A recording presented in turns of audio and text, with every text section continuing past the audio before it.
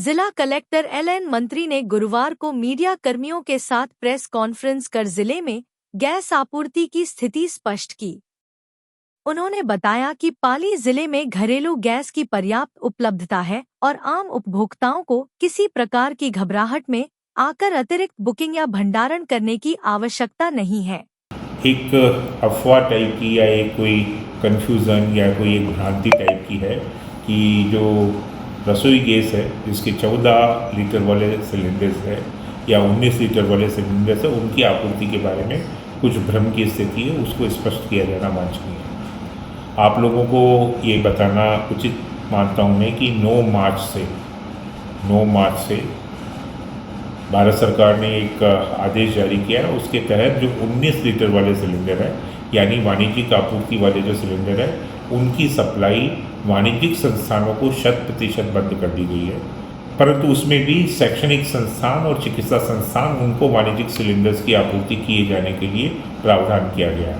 अर्थात जो घरेलू गैस है जो ईंधन के रूप में रसोई बनाने के काम आती है, उस रसोई गैस के संदर्भ में या वो गैस जो वाणिज्यिक संस्थानों में काम आती है उस गैस की आपूर्ति के संदर्भ में वाणिज्यिक आपूर्ति को 9 मार्च से पूरी तरह से बंद कर दिया गया है।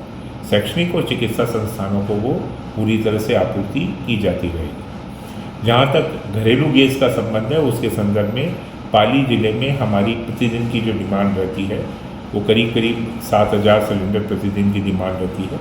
उस 7,000 सिलेंडर के संदर्भ में हमारे पास वो सिलेंडर्स करीब 1.5 दिन में आपूर्ति हो जाती है। वो पूरी आपूर्ति करने के लिए जितने दिनों का स्टॉक होना चाहिए वो हमारे पास पिछले 9 तारीख से पहले से लगातार है, अभी आगे भी लगातार रहेगा। हमारे यहाँ पर तीनों जो गैस कंपनियाँ हैं इंडेन, बीपी और एचपी, इन तीनों के डीलर से हमारी निरंतर संपर्क में हम लोग हैं। तीनों के इनके जो बैक स्टेशन है जहाँ से इनकी आपूर्ति आती है वहाँ पर भी पर्याप्त स्टॉक है। सिर्फ इतना सा परिवर्तन इसके अंदर हुआ है कि पहले कोई भी आदमी कभी भी बुकिंग करवा सकता था, अब बुकिंग करवाने के लिए डिलीवरी से 25वें दिन वो बुकिंग करवा पाएगा।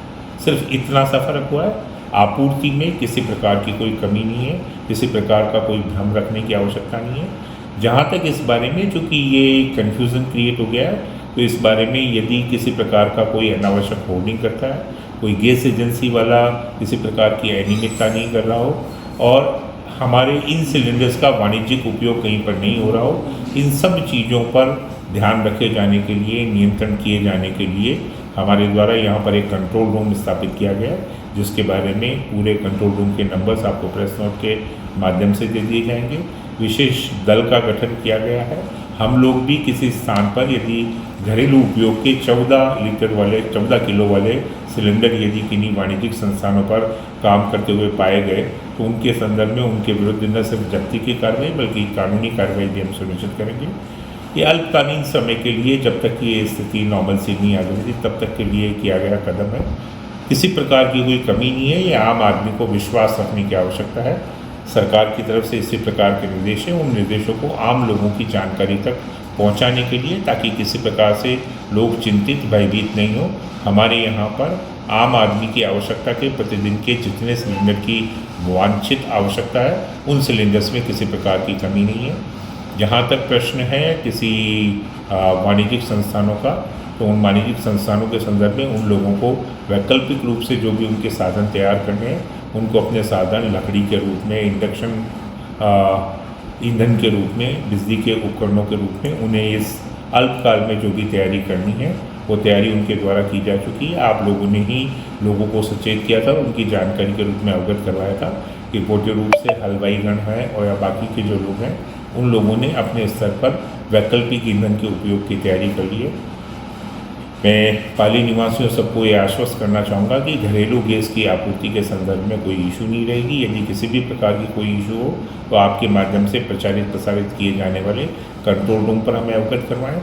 मैं अन्य जो भी व्यावसायिक उपयोग वाले लोग हैं उन्हें निवेदन करना चाहूँगा, आग्रह करना चाहूँगा, चेतावनी देना चाहूँगा कि वो किसी भी प्रकार से अपने यहाँ पर घरेलू सिलेंडरों का उपयोग नहीं करें और बुकिंग 25वें दिन होगी। 25वें दिन के बाद आपूर्ति जो नियमित अंतराल पर होती आई है वो होती रहेगी। जो प्रश्न है उसके संदर्भ में कल मुख्य सचिव महोदय के स्तर पर ये बातचीत हुई थी। तो धार्मिक कार्यक्रमों के संदर्भ में, जिन कार्यक्रमों का यदि कोई बड़े आयोजन है उनके संदर्भ में सरकार कोई नीतिगत निर्णय शीघ्र लेने जा रही है।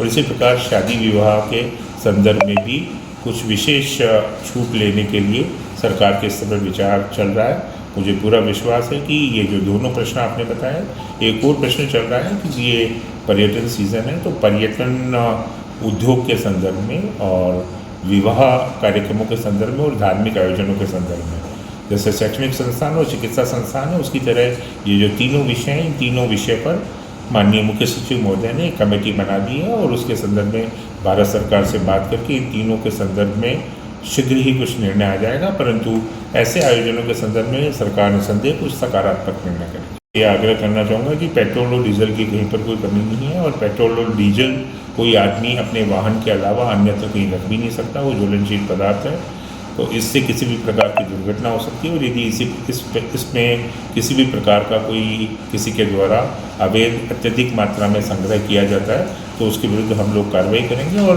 पेट्रोल और डीजल का किसी प्रकार का कोई संकट नहीं है, इस बारे में सब लोग आश्वस्त रहें। आप सब लोगों को अंतर्राष्ट्रीय संबंधों के संबंध में, अंतर्राष्ट्रीय स्तर पर हुई बातों के संदर्भ में भारत पूरे देश में पेट्रोल और डीजल का किसी प्रकार का कोई संकट नहीं है।